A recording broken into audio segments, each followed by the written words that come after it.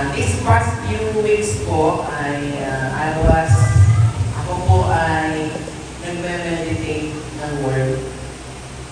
At nagagalak po ako sapagkat sabi ko, Lord, lubos na ako. Para nauubos ako. Sabi ko, Lord, I need a break. Sarap ang pahinga din po ba? Sa feeling ni Lord.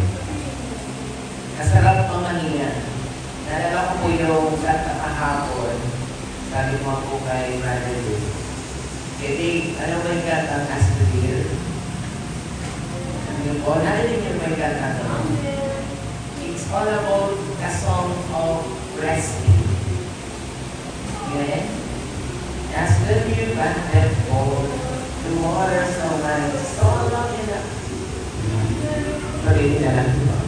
You alone are my strength, are my God, desire and I long to worship.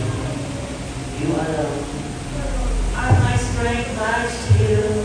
With you alone, where my spirit healed. You alone are my heart, desire and I long to worship. Amen. I love that song. And when I hear that song, at pag kinakanta ko na, very refresh po ako. Na-remind po ako na after long days of struggling, long days of anxiety, sa loob ng isang linggo na tayo maraming kaabalahan, kaisipan, kaguluhan, ng isip. But still we're here. Because I want to thank God. And wala po ako masabi doon dito. Salamat sa'yo, God. Amen? Hindi mo naiisip na sa kabila ng karamihan, still we're here, alive and kicking, na hindi po sa nag-chat sa akin kagabi, kakanina umaga, sabi sa akin ngayon, ano na? Arise and shine. Good morning, brother. Arise and shine. We have so many reasons para gumising. Napakadami nating dahilan para tumayo. Marami tayong dahilan upang tayo ay patuloy na sumunod sa ating Panginoon. Lalo tigil. Amen? And one thing that I've learned from that scripture ay wala po tayong gagawin ito di ang kumanta. Amen po. To worship the Lord. Dami po itong pinag-uusapan natin po pinag-aaralan sa loob ng 3 months. It's all about worship. Pero hindi ko pa po makuha kung anong po yung nais ng Lord sa akin. Pinanta ko na po yung heart of worship. Dami po nakakaiyak pag kumakanta sa Lord. And every day in my life, God put in my heart a new song. Kasi po, ang araw-araw po natin mamumuhay, araw-araw na chapter or bagong chapter ng buhay natin. Amen po ba? Ang nangyari kahapon, hindi na pwedeng maulit ngayon. Lagi po ang binibigay ng Panginoon na laging bago. There are new every morning. Great is thy faithfulness. Amen. Mag-aaralan po natin sa umagang ito is all about the power of worship. Ano po ba yung kapangyarihan ng pagsamba? Ito po lalo po sinasabi at tinatanong din sa Panginoon, ano nga ba, bakit nga ba tayo sumasamba? At akala natin ang pagsamba ay mere sin. Tama pa. Ang pagsamba ay pag-awit. Inaalam natin, hanggang doon lang tayo, di po ba? Aawit. Pupunta po dito sa church. Pag Sunday, we are expected to sing. Awit lang. Pag sinabi ng isang leader na itaas ang kamay, alaas ang kamay. Pag sinabi ng isang leader na lumukod, lulukod. Pag sinabi ng isang leader na malakpak ang kamay, papalakpak ang kamay. Amen? Ang ganda na alam natin pagdating sa worship. Amen? Ilan alam natin? Amen po ba kayo? Ilan alam natin, di ba? In my long period of years in the Lord, lagi ko pong hinahanap at lagi po ako nagsisi kung ano nga ba ang tunay na kahulugan ng pagsamba. Bakit ako sumasamba? Bakit nga ba? Ano nga ba ang pagsamba? Ito ba ay may pupuntahan? Ito po ba ay meron ako magiging sa buhay ko? Meron po bang mangyayari sa buhay ko? Kung ako ay hindi or sasamba sa Panginoon? I always asking God, what is worship? Ano ang role ng worship sa buhay ng mga anak ng Diyos? Ay tanong niyo po, have you ever asked, ano nga ba? Bakit nga ba ako sumasamba? At ano ang pagsamba sa buhay ko? What does it mean to me? Ano ang kahulugan nito sa buhay ko?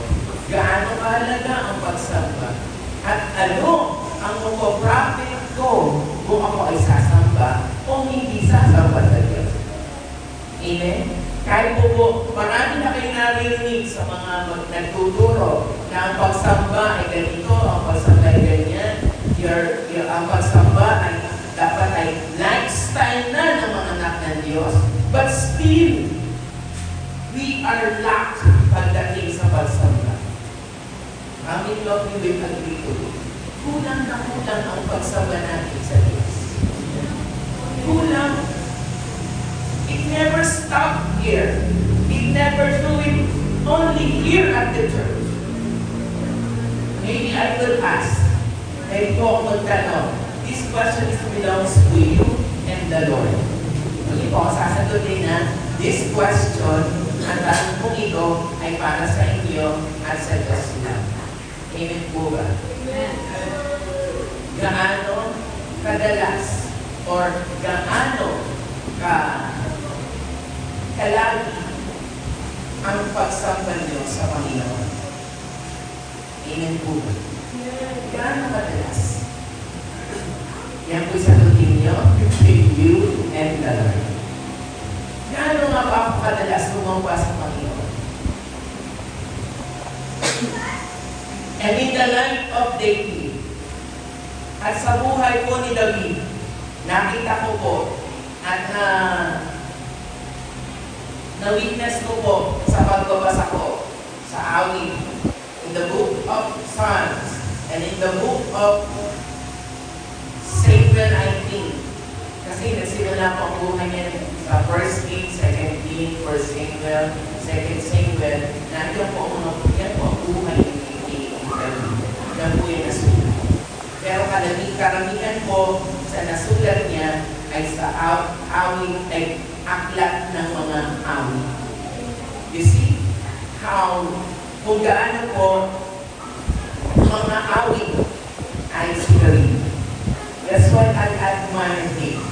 No matter what the situation is, ano man ang sitwasyon, ano man ang pagkakataon, still, David sing to the Lord. Ano man ang sitwasyon, lagi po niyang dinadaan sa awit. Kaya po siguro, nasabi po ng Diyos na si David, Amen. A man's in my own heart. What? A man's after God's heart. Because doon ko po nakita at doon ko po napag-aralan na Napakalaki po ang nagagawa ng pag-awit sa Panginoon. Napakalaki pong bahagi ng pag-awit at pagsamba sa Panginoon sa buhay ng mga anak ng Diyos. Amen. Ganun po sa buhay ng David. Remember what happened to Saul? The power of worship ay nag-manifest sa buhay ni Saul sa pamamagitan ng ano? Pag-awit ni David at pagtugtog ng harpa sa harap ni Saul. Ano po nangyari kay Saul? Umalis ang masamang espiritu. Ibig sabihin, ang mga anak ng Diyos, kapag hindi mo makamit sa Lord, pinamumukaran ng masasamang espiritu. Ako. Kasi yun po sa sitwasyon ni David at ni Saul, kita-kita ko po eh. Now I realize na kapag nagpupulan ang mga anak ng Diyos sa pagsamba o sa pag-awit sa Panginoon, nawawala ng kapangyarihan. Amen po. Dahil, pinamumugaran, tama mo may word ko? Pinamumugaran. Parang masyado mong ano.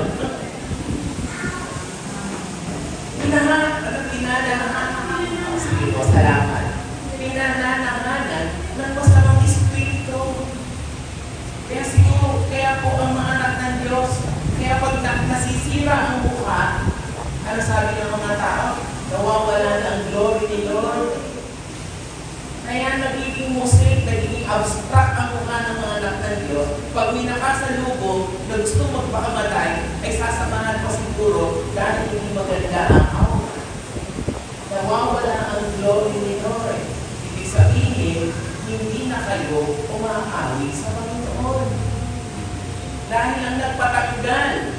Totoo ha, ito po, it really happened. Totoo po ito, real talk. Dahil nung kumanta po si David, pinatawag po ba siya ni Saul? I think pinatawag siya. Kinanta Espiritu sa buhay ng mga anak ng Diyos. And that is the power of worship. Amen. Tapos na po ang ating word of God. Diba? Literal po yun. It's real talk. Umalis. Maraming po, umalis ang kasamang espiritu kay Saul. Amen. Ganda nga po ng harpa eh. Ano po yung harp? Kung paano yung gano'n? Amen? But before tayo po mag-aral ng power of worship, pag-aralan po muna natin ang two elements of worship. Ano po ba ang sa loob ng worship? First and foremost, let's talk about elements of worship first. Bago natin pag-aralan kung ano nga po ba ang power ng worship. Amen po? Psalms chapter 40 verse 3 pa rin po tayo. Number 1, ang worship, ang two elements ng worship first is celebration. That's why Sister Ethel celebrate. Why? Victory kasi. Ang unang-unang ibinibigay ng worship ay victory. Kaya nga atat-atat kayo umakyat dito eh. O kung ba yung tatak-tatak umakyat dito, actually nga kinakabahan ako eh. Oo, nanginginig ang tuhod ko. I don't know why. Hindi ko po alam. Basta po mag-aakit ako dito sa stage dito at tinawag ang pangalan ko. Galing ko sabihin, Lord, bumutawag ang pangalan ko. Kaya po ako hindi ng Diyos. Alam mo kung bakit? Sa mga nakakapagturo ko, is it normal? Normal po yun, di ba? Kahit nga pag nagpapatotoo ka, minsan may papanginginig pa yung labi mo, eh. Di ba? Nanginginig pa yung labi mo. Right? And that is celebration. Look at the cross. Tingnan niyo po yung cross dito sa likod ko.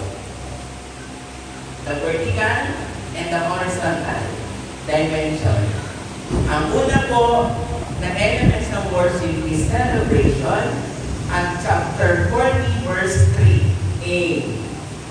Sabihan po natin. Gusto sa taas ang balik? Yan. In Awit chapter 40, verse 3, letter E lang po tayo ha. Okay, FYI lang po. Pag po kayo ay nagbabasa ng Bible at nakakita po kayo ng Biblia agad, that is verse A. Chapter 40, verse 3a. Tapos po pag nagdiretso, di na yung kasalan. Kaya nalinig ko po sinasabi, Psalms 40, verse 3a. O kaya ay Awit chapter ganyan, verse 5b. So, okay na po ba yan? So, ibig sabihin na natin po na. He put a new song in my mouth, a song of praise to our God, and that is caused you to celebrate. The vertical, yung pong vertical, ito po, the vertical dimension of the cross, it means celebration. So, when we worship, we need to celebrate. Ay, meron po ba nagse-celebrate ng ang mukha ay ano? Mukhang upo. Ay, oo nga. Amen? So, when we worship the Lord and you never celebrate, ibig sabihin, meron pang masamang espiritu na naandyan sa iyong katawan na kailangan maalis sa pamamagitan ng celebration. Pag-awit, sabi doon ni minsan tinanggal ng Lord ang anointing kay David. Why? Ano po nagpatanggal ng anointing kay David? Nakagawa siya ng kasalanan. And that is one thing that you cannot celebrate in the presence of the Lord kung tayo po ay may masamang espiritu sa katawan. Amen po? You cannot celebrate because di mo mararamdaman ang pag-ibig at ang pagtuturo ng Diyos. Once you sing, umawit kayo, no matter how, no matter what, sabihin niyo lang, Lord, sigurado ako. Okay lang. Sabi nga ng isang pastor, hindi ako marunong kumanta, pero pinipilit kong kumanta. Sigurado hindi na po yun.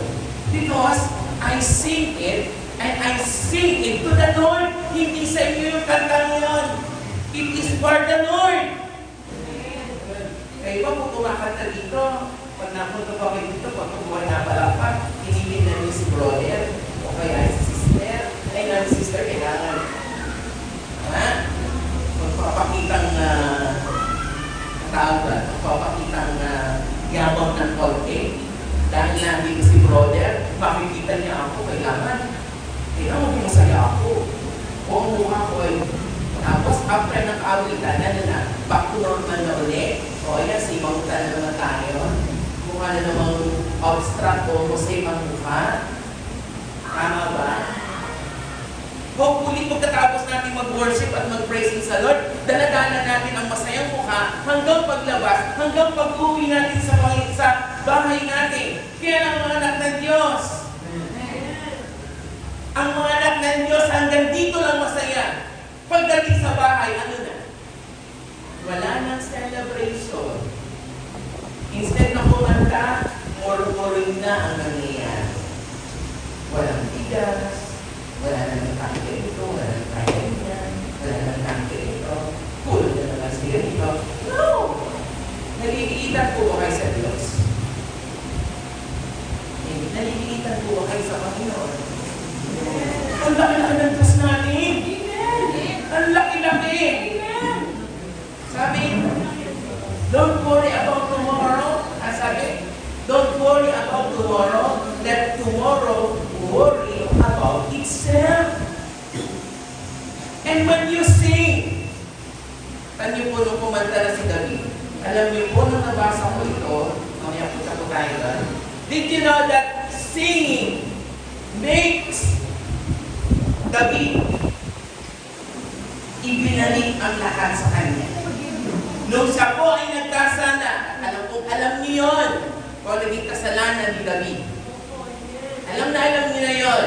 Dahil yun ay Sunday school pa lang, kwento na. Tama? And when he sing, and when David sing to the Lord, ibinalik niya ang lahat. Daramdaman niya siya ay muli ni-rescue ni God. Ano rescue sa Tagalog? Rescue. Iligtas. Rescue. Ni-rescue ulit siya ng Diyos. Hindi na natigil ang kasalanan sa kanyang puso, bagkos nilinis ulit siya ng Panginoon. Walang wala nang pagdududa. No doubt. Amen? God rescued David again.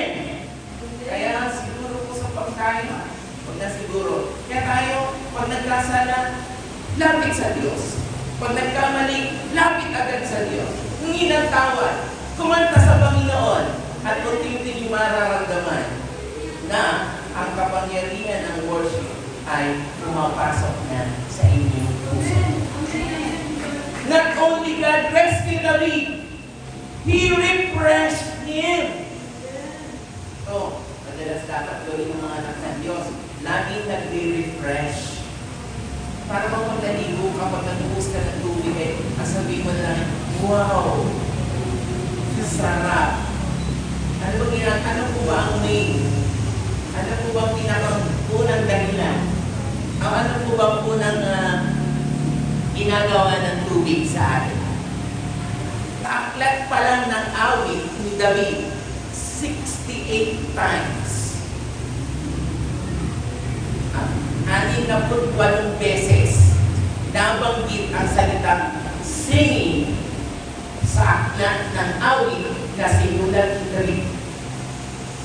That's how singing is very important in our spiritual expression. It is. Even kahit hindi kayo magsalita, o huwag kayong magsalita, huwag kayong kumilos, pero pag kumanta na kayo, it is your spiritual expression. Pag nalulungkot po ako, ang kinakanta ko ay, ako'y magtiwala sa iyo. Pag ako'y masaya, ikaw ang hinahanap ko. Amen. May mga kanta na aakma sa inyo, depende sa inyong pangangailangan. O depende sa sitwasyon ng inyong mga puso. Amen? Pag may problema kayo, pag wala kayong pera, kinakanta nyo. Jehovah Jireh, my provider is great, is sufficient for me. Amen? O, pagkas kung kumanta, ano nangyayari sa inyo? Naririnig kayo. Pag may problema ka, ano mong kanta sa problema? Amen. Meron yan.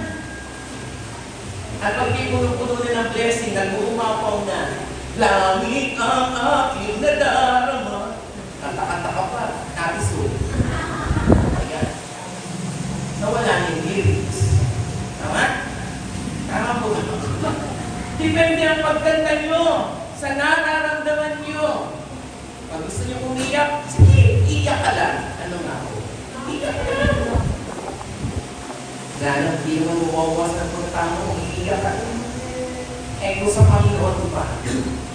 And the cry and the tears will turn into celebration. Amen? Ano po nangyari kay David after? Nag-celebrate siya. Because he knows that only God can change him, can rescue him, and can refresh him. And that is the vertical dimension of the cross, which is the vertical. Amen po ba? Amen? Amen. We put a new song in my heart. Hindi kanta ko sa Sunday School, hindi ko nagkakamali. Kanta po ng mga children ministry ko. Hindi ko na lang po talaga maalala siya po. So, saan na lang po natin alam. And next, puso tasan.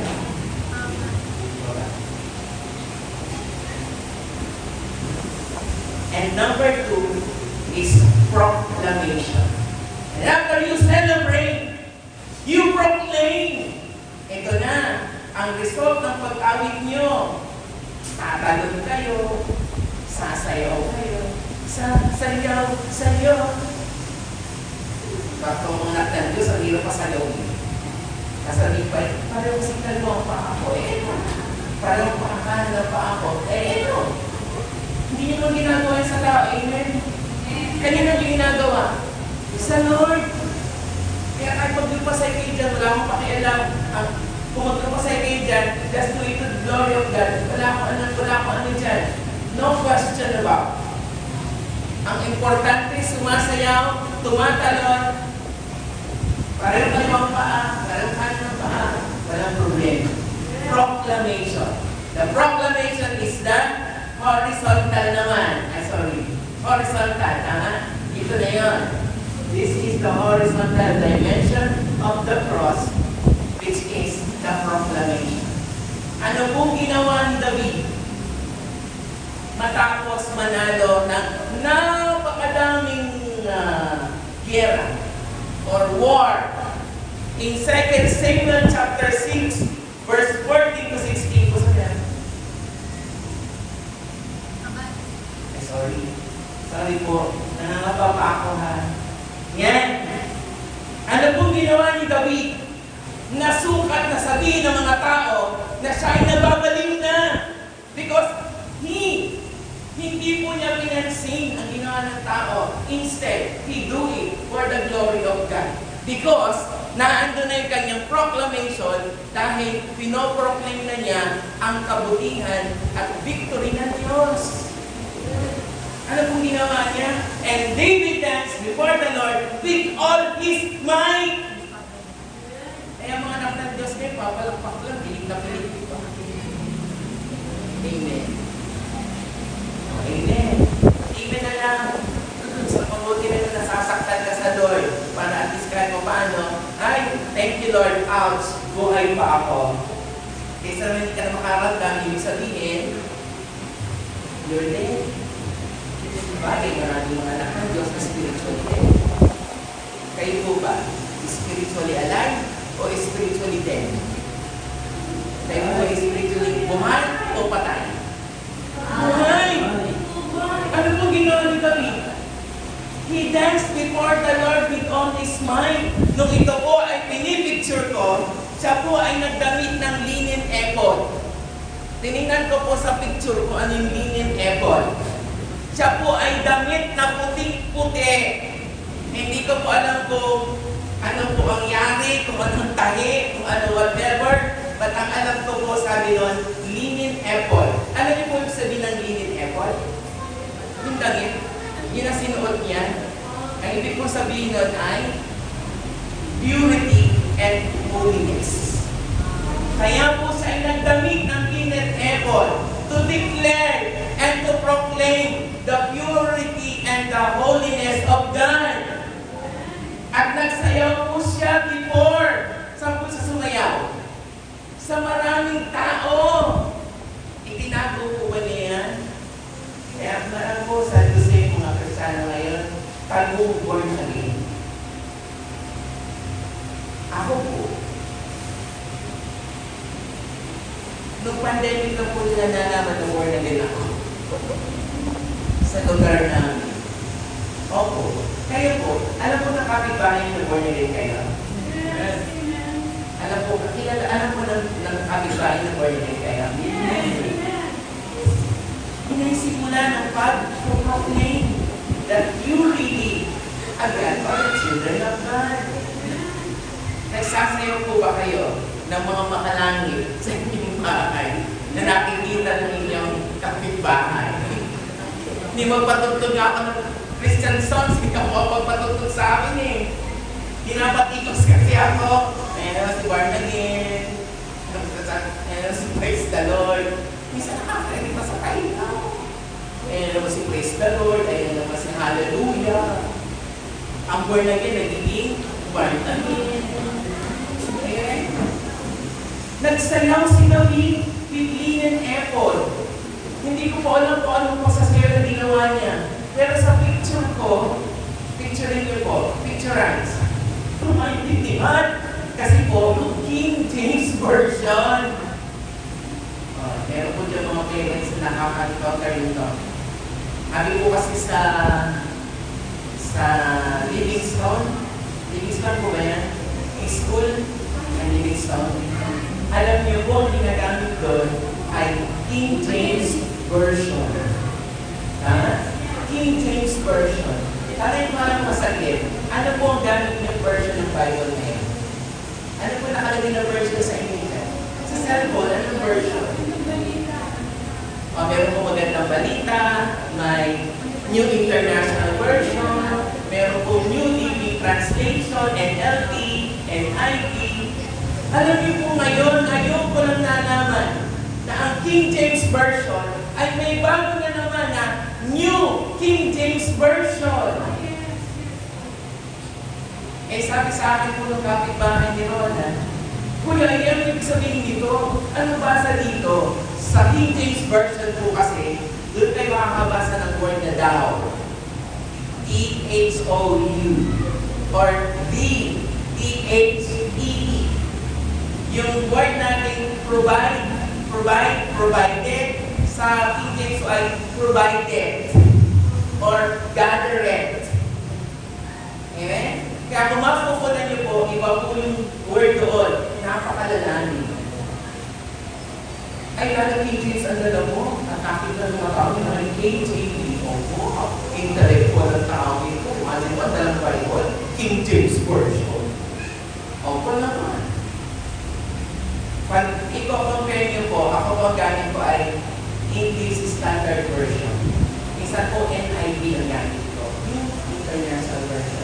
Iba-iba po ang version nila. Tama po ako. Sa ano po, for God so loved the world. Pero sa iba pong salin ay iba. Iba po ang wording. Iba lang naman po ang word, pero isa naman po ang meaning na. King James Version. Amen? Kaya, hindi ko na may balik. Ano po yan? Ano po, kasalanan ko ba yung pag hindi ko nagdadala ng Bible? Hindi ko na may proclaim si Lord. Ito ba? Kaya sabi ko, kaya ako nagdadala ng bag Susulat ka dahil niya ha. Real talk, sino may dala dito bag? Tapos ang Bible ay nasa loob ng bag. Dati-dati naman, bago-bago tayo sa Lord, pag tayo sasakay ng jeep, kailangan ang Bible nasa labas para makita ng kasakay ko, no? May dalawang Bible siya, no? Pero ngayon, nakakita ako mag-bibig ng Bible. Sige, by the grace of God, gagawin ko yun. Like what David did. Ano ginawa ni David?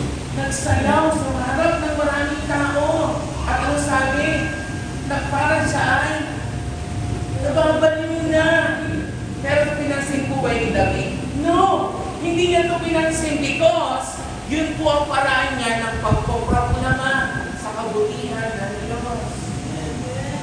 That is the elements. Nasa element pa lang po tayo. Elements of worship is celebration and proclamation. Like what David did. Just sing. Kanta lang. Kumanta ka lang. Kahit wala sa tono. Kaliwa kanan. Pabalik. Poro. Pasulong ang boses. Kanta lang. Doesn't matter. Amen. Kanta lang. Kaya nga natutuwa ako eh. Dati naman po, hindi rin ang boses namin.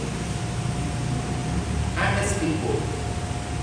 Hindi po ganito ang boses namin before. Siguro po, marami po, kapipitit, kapo-practice. Natuwid. Siguro nalinis na yung larynx namin, natanggal na yung mga buto-buto doon, natanggal na yung mga barado doon, ay di lumabas na, marunong na kumanta. Hindi man marunong, maalam kumanta. Hindi po ba? Just sing or just dance. Ito ang pinakamahirap sa anak ng Diyos ang pasayawin. Ako po, song leader ako siyempre, pag nakita niyo po ako isa, pag nagsasang leader yan, sayo na yung song leader, talagang tagaktak ng pako. Pero ang member, diba? Pero ang lyrics ay, sasayaw sa'yo. Diba? Amen? Amen? Your dancing and your singing is a celebration and the proclamation of God, of what God is, kung ano ang Diyos sa inyo. It will reflect and it will manifest on you. Saka kumakanta ng mga katulad ng mga abihan. Amen. Tapos sabihin ng sumbilan, malaya po tayo sumayaw. Ano yung kantang malaya? Yun, tonto ako sa kantang yun. Oo, nung marinig yung kantang yun, baduy na baduy ako. Ano nga yun, sister? Yung malaya, malayang malaya. Sa akin ba kanta ito, puro malaya ang lyrics. Wala na bang iba? Pero nung, yun o, malayang sumayaw, malayang sumigaw, diba? Malayang lumundang. Taas lang pa, hindi pa kaya, lumundag pa kaya. Tanti mo ni David. Parang pinipicture ko ito, nagwawala na siya eh. Kasi sabi niya, he danced before the Lord with all his might. Eh wala pa akong nakakita po dito sa church. Opo, honestly. Sino po dito ang sumayaw na with all his might?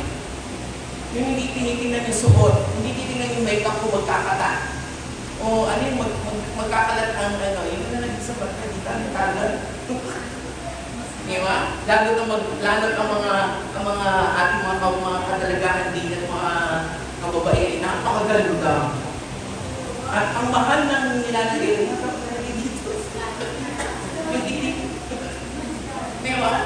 Ay iiyak na. Ay, huwag ka pwede. Umiyak kasi sirang makeup ko. Marami tayong reservation ginagawa sa Diyos eh. Amen? I see the way to proclaim the goodness of God. Nagsayaw with all his mind. Ano po? Yung makakama ko sa leader ako eh, kaya alam ko eh, kita ko. Yung mga sa leader ko, tagatak ng pawis, kulang na lang yung magpala dito sa unahan. Pero ang member ng church, parang nasa sinihan kami. Nagyayari tuloy parang entertainment. Ano to? That's entertainment. Amen? And when you worship and you praise God, it's you. Ikaw yun. You do it for the glory of God. Sa Diyos yun, hindi yun sa amin. O, sino kayo sasayaw na mamaya pagkatapos ng teaching? Pagtando kayo dyan, magtsatsa kayo, wala akong it is for the Lord. Ano yung kanta sa mga baduy na kinakanta natin? Bewang tol. Ano nga? Paakoy nagtsatsa-tsa. Akala ko bang matanda lang yan. Kaya yung pinakanta sa church before, alam ko po, matanda. Sorry po sa term. Sabi ko pang oldies lang yan. Mga kamay, kamay.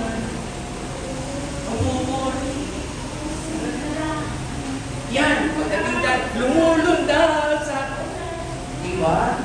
Eh, yung song leader dito, lundag na eh. Kayo hindi ba, parang nakamatsi ata. May glue po ba yung mga sapatos nyo? Wala namang glue. Ano ginamit nyo? Epoxy? O yung nabibili sa Shopee na pag daw dumikit ay talagang hindi ka nakakalis. Tama? Ano ba naman ganyan-ganyan yung malaki paan nyo, ha? Amen? Dance with all your might before the Lord. Amen? Amen. It is your proclamation of what God, kung ano ang Diyos sa atin. Oy, nasa elements pa lang tayo. That is, gusto ko ba? Yan, o. Sino po si Michael? O, Michael Michael. Ang anak niya, ano sabi niya? Nakita niya na si David ay living and dancing before the Lord. And she despised him in her heart. Para magpakay. Born again ka ba? Pag may nagtara sa iyo sa kapitbahay, uy, born again ka pala. Oh, hindi. Ako nang ay na-attend. Nasama lang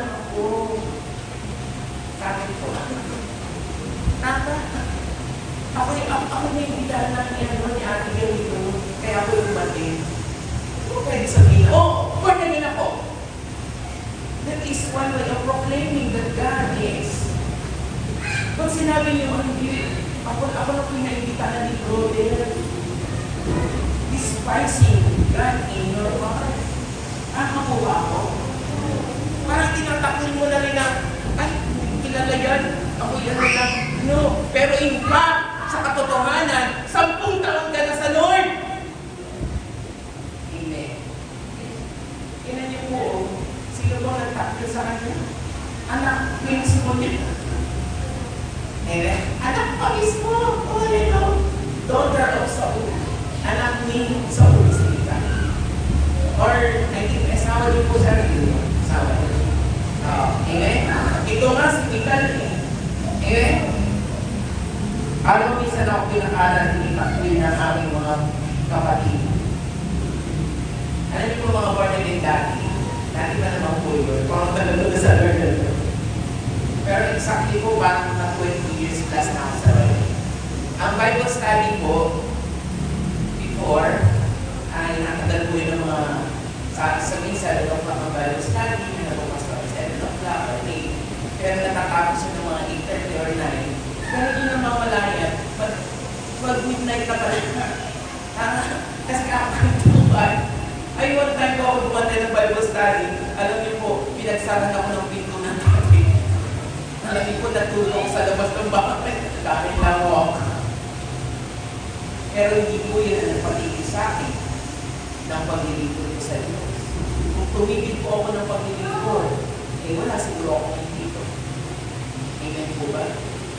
Because I love the Lord at gagawin ko kung ano ang naranasan sa Panginoon. Sumayaw si David. May nakaputing po ba sa kanya? May nakapagpatigil po sa kanya? Wala. Sa inyo po, sino po ang haharap at sino po ang bibigin sa inyo sa paglilingkod sa Panginoon? Sino? Wala. Amen po ba? Just do God's way. Amen? Saint 2nd Samuel. Basahin niyo po po yan dahil po mga pamalot po yan. Now, ako ba'y time na? Diba? So, ang elements po ng worship ay declaration, celebration, and proclamation. Yan. Ngayon kung nalaman niyo na ang buhay at anong nagawa ng pagsamba at pagpupuri sa buhay ni David. Tingnan na po natin ngayon na ano po bang mga kapangyarihan ng pagsamba. Ito na po tayo. The power of worship. Number 1, Revelation chapter 22 verse 3 and 4, it removes curse. In my life po, happen. Sa lahi po namin, parang lahi po lahi. Ang kan, lahi tuloy. Huwag naman tribo, hindi mo kami ayita. Ang kan namin po, beginning 90, ito po nakita ko lang eh. Ito po nabalikan ko lang po, pero inakos na namin po ito. Beginning 1992, namatay po ang tatay ko. 1993, yung pinsan po namin na taga-Agangan. 1994, 1995, 1996, taon-taon po kami sa aming ang kanya yung namamatay. Alam niyo po yun? 1992, 1993, 94, 95, 96. Inusulta po po ito sa aming pong pastor dati. And then we pray. Worship, remove curse. Nato po ito. Ito po ay inong-press ko sa mga pastor at inuno po nila ako mananalig at magpuri at sumamba sa Panginoon. 1997, 98, 99, nawala na po yung curse. I think it is a curse. Sumpa sa amin, sa ang kanan namin, na taon-taon ay namamatay. At alam niyo po, iisa po ang cause ng pagkamatay. Heart attack. 1992, kapatid ko, 1992, pinilisan ko, 1996 po, tatay ko ang pinakahuli. Ay naalarma na po ako, 1996 namatay ang tatay ko. Sabi ko, dalawa po sa aming pamilya ay na-loss in a matter of consecutive years. And I begin to worship God. And I begin to sing to God. And I begin to surrender it to God. And then, it's not good. See, the power of worship will move curse. Revelation chapter 22, no longer will there be anything accursed, but the throne of God and of the Lamb will be in him, and his servant will worship him. Just worship, and the curse will remove.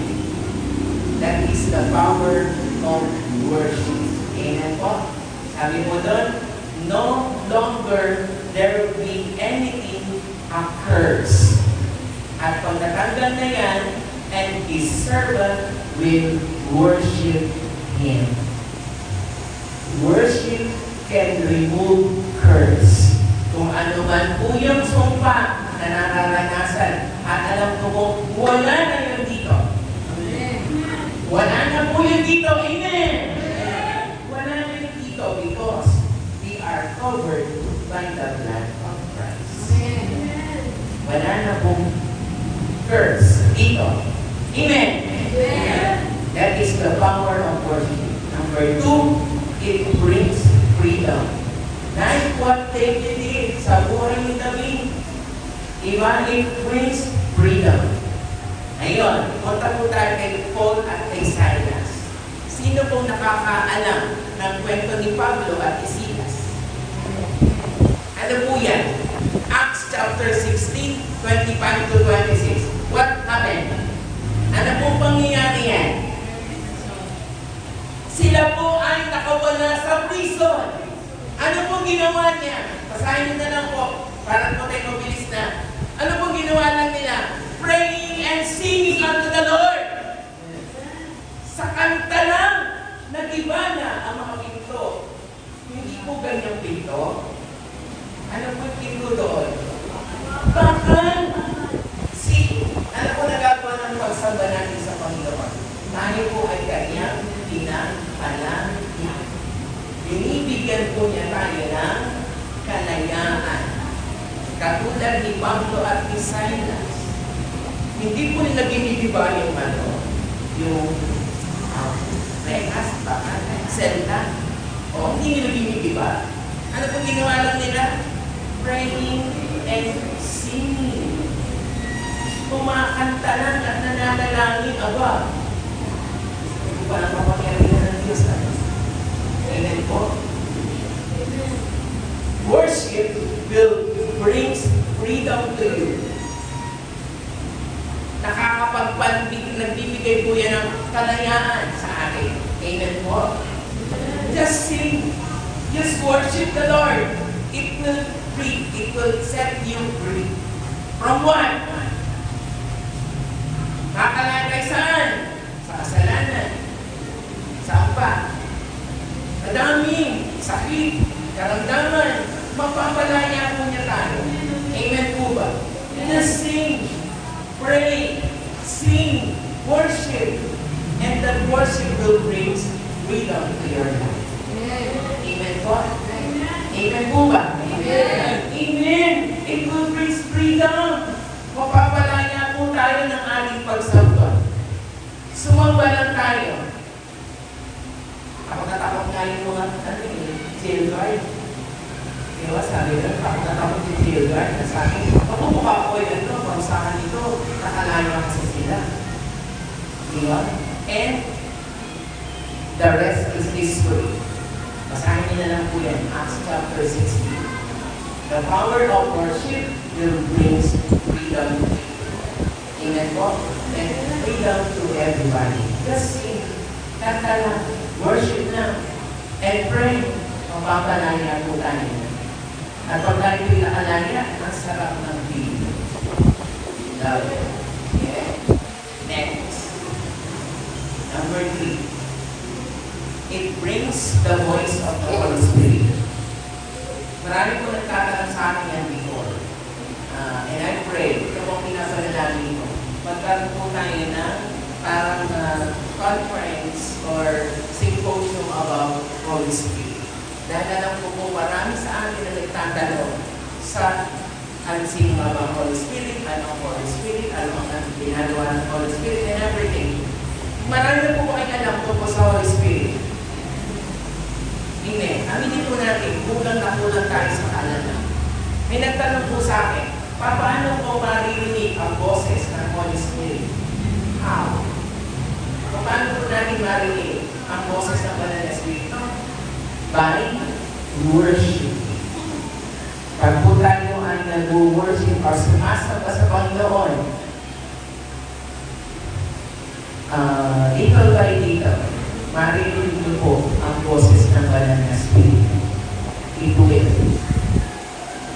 Nasahin po natin sa ating pamumuhay, yung mga ng Diyos, na lagi po natin na marinig ang boses or tinig ng Banal na Espiritu sa pamamagitan ng pagsamba.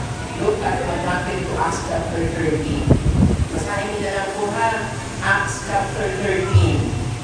At mismo ang Banal na Espiritu ang nagsalita sa mga taga-Antioch po ba yun? In the church of Antioch, sa Antioch, hindi po Antioch pa. Antioch yan na. Antioch yan. Basta Antioch po kayo. Hindi po Antioch ha. Hindi po Antioch. Sa simbahan ng Antioch. Parang may, sige, pakitulungin nga po yung mga kalapitan. Baka mo tulog na. Yan. Baka po kayo ay madulan kay UTQ. Remember ba yung sabi ko nung last na research ko na po? Siya po pala, ang pangalan ay si UTQ. UTQ. UTQ nga po. Alam niyo po, sa pakinig na salita ng Diyos, siya po ay nahulog sa bintana. Opo. Sige, iano ko po sa inyo yan iano ko po sa GC natin. Kung saan po bukil makikita. Nalaglag siya di bukas sa bintana sa pakikinig na salita ng Diyos sa pangangalan ni Pablo. Oo. Kaya ingat po kayo dyan. Yung mga bangkong yan ay hindi inyong comfort zone. Ang mga bangkong inyong inuupuan ay hindi po sailing bed. Hindi po yan. Hindi po kayo punta dito o upuan yan para kantahan kayo ng buyayi. Para po kayo ay makatulog. Hindi po ito simbahan ng mga antok. Ito po ay simbahan ng Antioch. Kaya na po, Antioch. Hindi po antok. Okay, very good. So if you want to hear ang tinig ng Banal na Espiritu, magagawa po lang natin yan sa pamagitan ng kapangyarihan ng pagsamba. Only, naririnig niyo lang po yan kung kayo po ay magsisimula sa pagsamba sa Panginoon. That's the only way na maririnig niyo po ang tinig ng Banal na Espiritu. Hindi tinig ng inyong kalapit.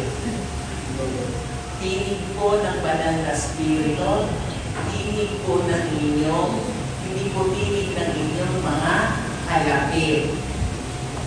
Mabibisip po kayo kung sabihin mo kalapit niya, matulog ka na. Ako naman, natulog na nga. Kasabi ko sa akin, sinabi ko ba na sa akin, matulog ako eh. Hey, don't be deceived by the Spirit. Amen? Amen?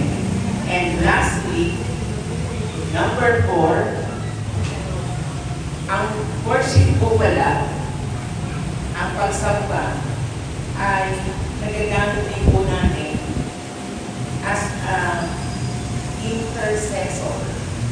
Pag tayo ay sumasamba sa Panginoon, nagagamit natin itong intercession or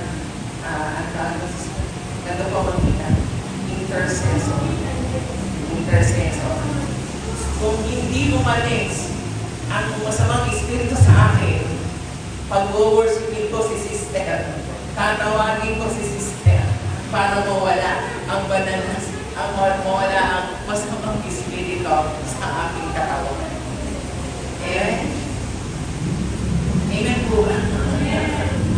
Kala ko nagpapatawa lang ako yung pala natawa na. It brings other people to Jesus.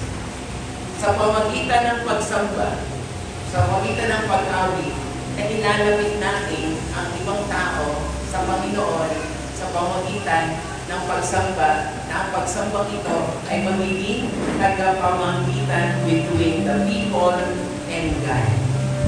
Amen po? Ito po ang magiging dahilan din o paraan para po ang mga tao na ating gustong ilapit sa Panginoon ay mapalapit sa Panginoon. Amen? So worship can be a prayer of intercession.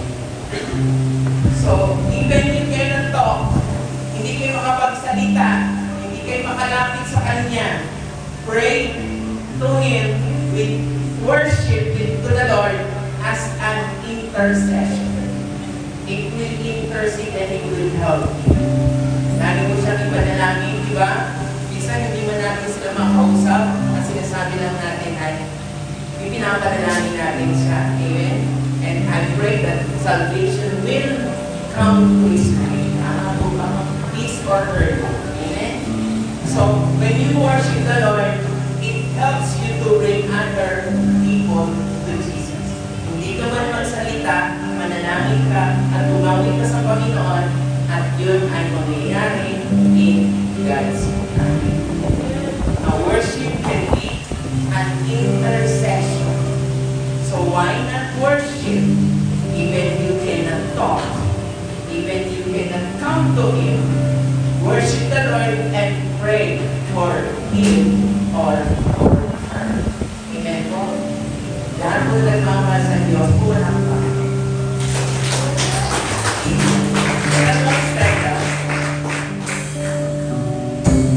Hallelujah. And before I end, let us pray. And if you know this song like that, pinagdala po namin ito kanina.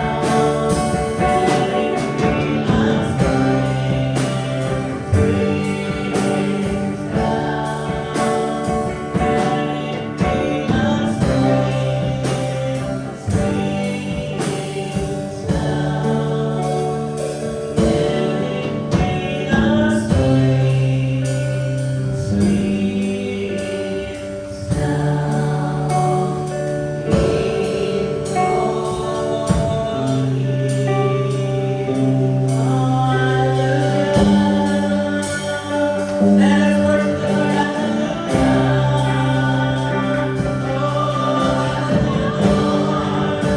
We exalt your name, Jesus.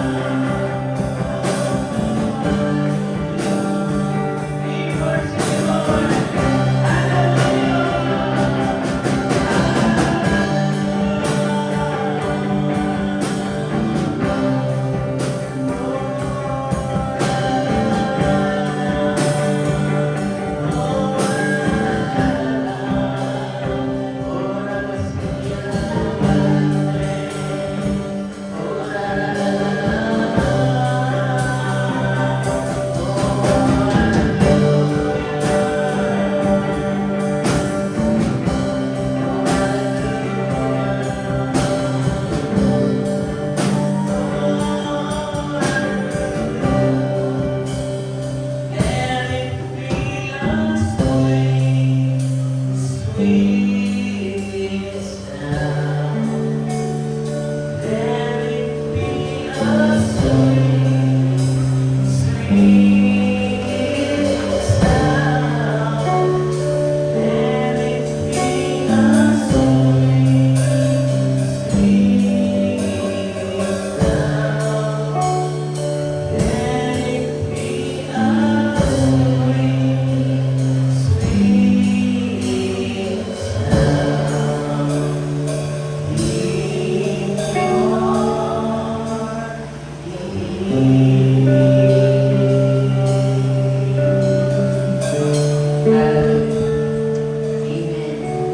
Amen and amen. Hallelujah. Amen. Amen. Praise the Lord. So God